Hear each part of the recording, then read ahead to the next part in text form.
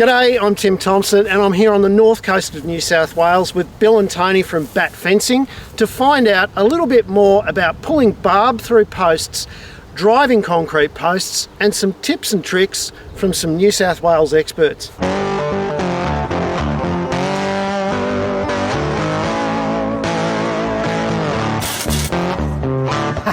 Now Bill, you've been fencing for a while. Tony, you've also been fencing in many states. Bill, when did you start fencing? When I left school. Yeah, righto. I started on a dairy when I left school, but that was part of the job, was all fencing. And Yep. Just when I left dairy, and I just kept fencing. And Tony, you're about the same as well. You do born a and fair bred bit of on work. beef farm. Yep. And then sort of took to fencing a fair bit. And there, used to get flown to Melbourne and that. Go down there and do fences for them because no one wants to work. Well, some of us want to. Yeah, some of us do. Some of us do. That is one of the hardest things today, is Getting people to people do it. that actually want to work. You So- can get people on the job, but they don't want to do much. Yeah. I've often had fellas say, why don't you get some young fellas to help you? But they can't keep up with me, so what's the good of it?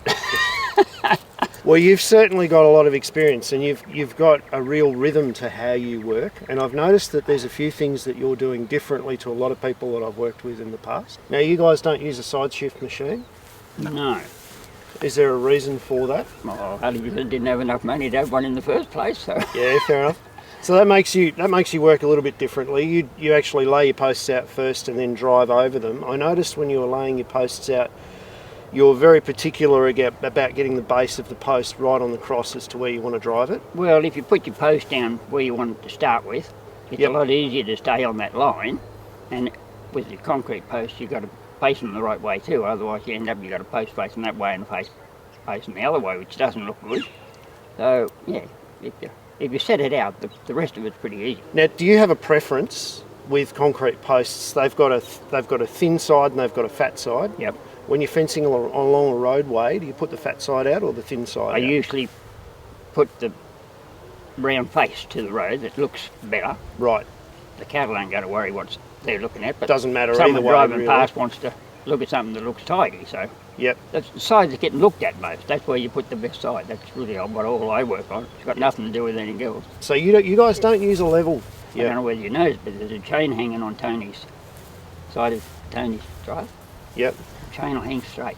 It's like a plumb bob. Very rarely. Only when the land's sloping in two Yeah, when directions it's at all once. a bit too much and you haven't got your eye seasoned into what you're looking at. Yep. Yeah, I run around with just a little post level, especially for like your strainers and that, where it's the straighter the post, the better the gate swings. Yep. So you will use a level on strainer posts, Yeah, occasionally Bill doesn't. right? All by eye. Yeah. And you've got a tip using the crowbar that's always on the Yeah. back of the tractor anyway. You use it like a plumb Yep. bob. Yeah, if you just hold it by your two fingers and just let it hang, it'll drop dead straight and you can just sort of cast your eye off the side of it. And settle Not down. everyone's good enough to hold it by their two fingers, but Tony can. Yeah, Yeah. he does. Yeah. Get a lighter crowbar. Oh, like even steel peg, like I've got steel pegs in the back of the ute. Yep. Exactly the same, just any straight object, even if it's just Yep. a little bolt. And I suppose by minimising the amount of tools you're carrying around with you, you're Less increasing stuff to your lose. efficiency, aren't you? No, less stuff to lose in the paddock. Yeah.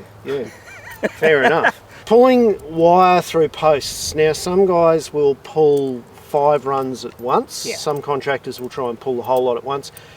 You guys, you seasoned contractors, you only pull 1 wire at a time and you're using an old drum winch on the front of your tractor. And can you sort of walk me through the reasons why you would or wouldn't pull 5 wires at a time? Well, when they first started doing 5 wires at a time, or multiple wires, they used to only have one cable, but they disconnect.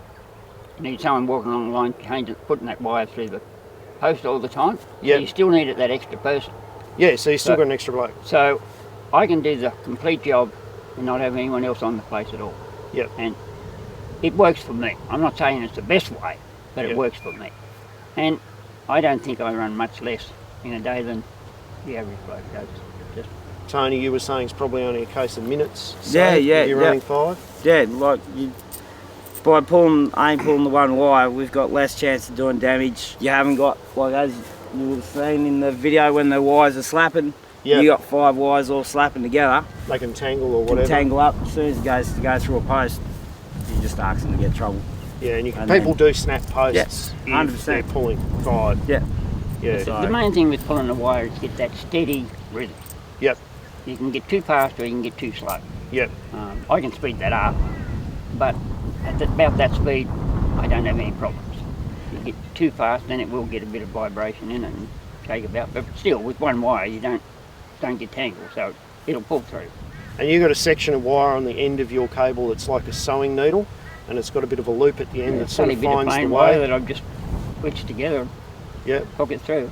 And I mean, you're ideally, if you made up a little steel piece that does the same with a spindle in the middle, it'd be swivel in the middle would be ideal, but that works. Yeah. I've been Okay. doing it a lot of years, so it works.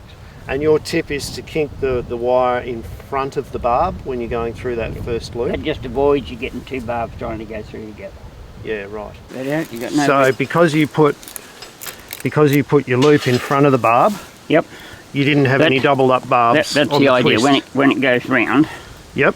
one's behind the other. If you put it in front, you'll end up with both barbs trying to get through at the same time. So it just makes life a little bit easier.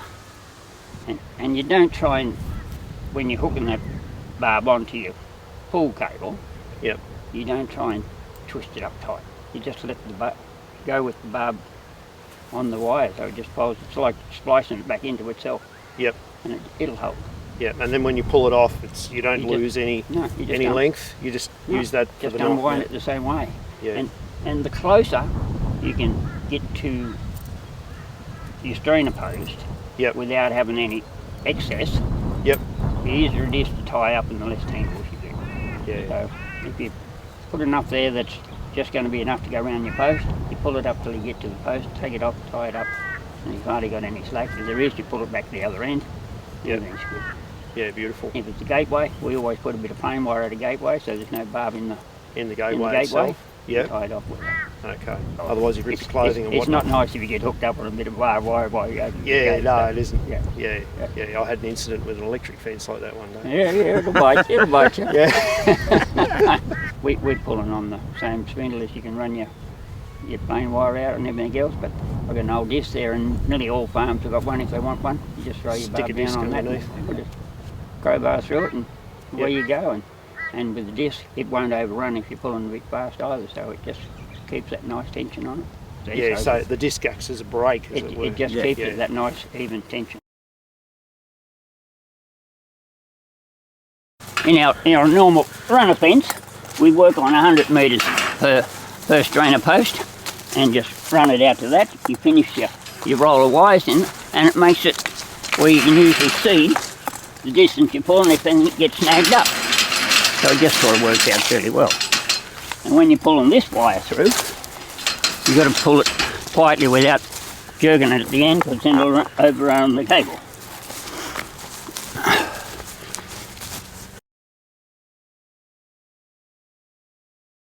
$2mm barb, so it'll high tensile, but that's the heaviest you can get in high tensile, and that will outlast your heavier 2.5 wire because it sits in the post and the ends build up on it, so that doesn't. So it works out pretty good. Now you guys have been driving some concrete posts today, and there's a few things that you do that are top tips for driving with concrete posts. The first is I noticed you weren't dropping your hammer very far. No. We don't have a set height, but it depends on how your post is feeling when you hit it. Yeah. If it's just going down easy, well you can drive Just better. creep it up a little bit more. Sometimes you just got to tap. It's just tap, tap, tap, tap. Yeah. But it's just something, once you've done it for a little while, you just get used to it, you know. Yeah, You can tell by the sound of it, whether you can hit it or whether you just got to back off. But if But you're you only keep using tapping it, it will go down. concrete posts for the first time, Yep. you should probably go on the side of caution rather than having a great big Oh, drop well, to begin with. Anytime with a big bang, you can break a post. Yeah. No matter what it's made of. Yeah, you can break a post. Oh, I've got in Stony Thompson and smashed up really good hardwood posts. Yeah. Really good hardwood posts. It's all logic. Yeah. Quietly does it. Tony, I noticed that you weren't augering any of your holes. You were just driving the posts in straight. Yep. You've got a bit of a tip for driving those posts in without using the auger, because obviously it makes you go a lot faster, but it also makes it much easier to adjust the post as it goes in the hole. Yeah, 100%. Well, if you've got your pilot hole down, if your pilot hole's not dead straight, Yep. your post won't. You'll be fighting your post to keep it straight. So you guys don't, as a rule, auger holes? Not unless the country's telling us that we should be. Like if we're up against trees and stuff like that. Yep. Because that gives you you get a chance to find a route before you actually try and put the post through it. Yep. Yep. But yeah, as normal, nah, just punch them. So what about, Bill, if it's really dry and you're in this red soil country and people are going to say, but no, you need to auger because, you know, it's summertime and you're in red soil? Yeah, well, yeah, the dry red soil is terrible stuff to drive in. It'll bounce around. It but a litre or two of water, keep that post a bit damp, it'll go down. And you just keep tapping away, it'll go down. And in twice as quick, 3 times as quick as if you left it dry. So you make a little hole with the crowbar, Just a hole with a crowbar, couple of litres of water. a couple of litres of water. Just try and keep the edge of your There she post goes. damp as it's going down. And Yes. it'll dry every time. Now there are some big contractors that are doing something pretty special with their setup as They've well. already set up with a hose or a spray nozzle on it. They just Yep. keep that post damp the whole time, and they just keep Just a driving. light spray on the post the whole time it's being If driven. it's Yep. damp, it'll slip. Whereas Yep. if it's not wet, it hangs onto it. So Bill and Tony's top tip for driving posts without having to auger holes: put a herbicide unit on the front of your tractor and run a spray nozzle onto your posts. Yeah, that'll work. But And I mean, don't be afraid to wet the top of your post, then you cap. Yeah, righto. That'll cut your dust down and gives you Yeah, full okay. coatage of the thing. Yeah. So a good spray to begin with. Yeah. Yeah, Away you we go. just If fill it's the bad cap up. going, you'll have the whole post wet. If you've got your cap in your hand, just fill it up, pour one down on the post, another one up, and just sit it straight over the top of the post and let it run down the post. But I mean, if it's heavy gravel or stone, you're Yeah. going to have problems. So if it gets real bad, I've got a bit of 5mm RHS. I drive that down first. Yeah, and then just pull that out. Pull it out and then drive my post. Yeah, righto. It'll smash up as long as it's not. If it's too big for that to go down, well, you're not going to get post in. Then anyway. you're going to move, aren't you? Yeah. You're going to move camp. So That's all 5mm RHS, drive that in. That'll break up any small rocks and things like that. Yeah. Make a bit of a guide for your post, and it's better than augering. Well, that's what we do most of the time anyway. Well, that's what I Yeah. do. Okay. Thank you very much for those tips, guys.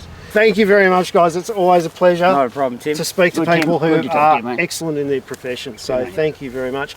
Guys, if you like these sort of videos, don't forget, hit the subscribe button, give it a thumbs up, and there's plenty more content like this and more on timthompson.ag.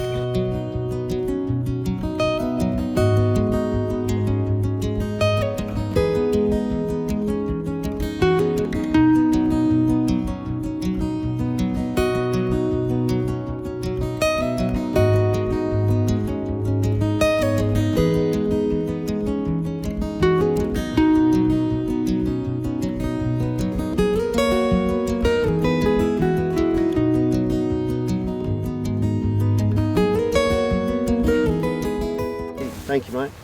You better go and do a bit of work.